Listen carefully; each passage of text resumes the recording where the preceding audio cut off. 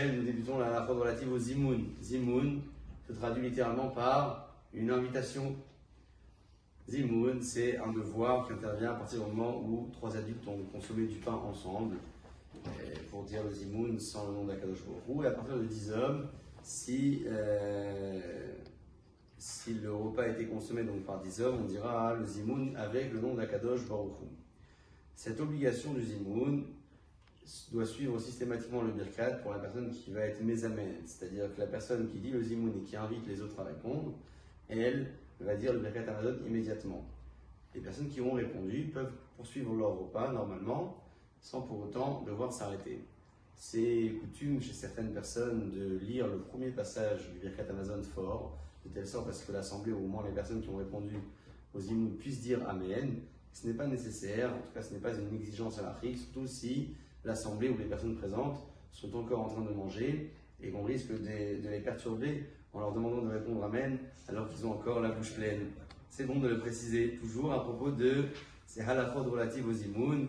C'est marqué dans la halakha que lorsque l'on a affaire à trois personnes qui ne connaissent pas chacune d'entre elles le birkat en intégralité, mais la première connaît le premier passage, le deuxième connaît le deuxième passage, le troisième, etc. Est-ce que dans ce cas-là, chacun récite le birkat hamazon individuellement et chacun récite une bracha donc individuelle? Non. Al-pi halakha, oui. Dans la mesure où chacune d'entre elles connaît une partie du birkat hamazon, elle le dira fort en ayant l'intention d'acquitter les autres. Et puis, elle donnera ensuite le relais au deuxième, qui connaît la deuxième bracha et qui la dira avec l'intention d'acquitter les autres. Et pour la suite, la même chose. Tout cela, ça fonctionne, même s'il n'y a pas une quatrième personne qui connaisse la quatrième beracha. Pourquoi? Parce que la quatrième beracha qui est celle du Harachaman, donc la bracha qui suit le Bonnet Yerushalayim, est une bracha qui a été instituée par nos Chachamim. Donc même s'il n'y a pas de candidat qui connaisse cette beracha-là, ce n'est pas grave, on pourra se contenter de trois premières personnes. Par contre, si parmi ces personnes, certaines d'entre elles connaissent que la moitié de la bracha, et la deuxième moitié, c'est une autre personne qui la connaît, dans ce cas-là, on ne pourra pas faire appel à leur service. Pourquoi? Puisqu'il y a un principe de en bracha lachatzaïn, on ne peut pas diviser une bracha en deux.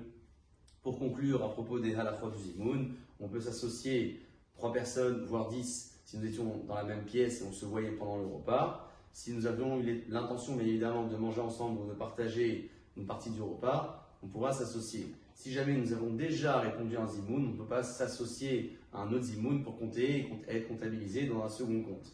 La même chose, si 2 personnes n'ont pas encore dit zimoun et il y a un troisième qui est à table, et puis lui, il était très pressé, il a dit le birkat hamazon, dans ce cas-là, ce troisième pourra répondre au zimoun, pourra quitter les deux, mais lui, il a raté la mitzvah.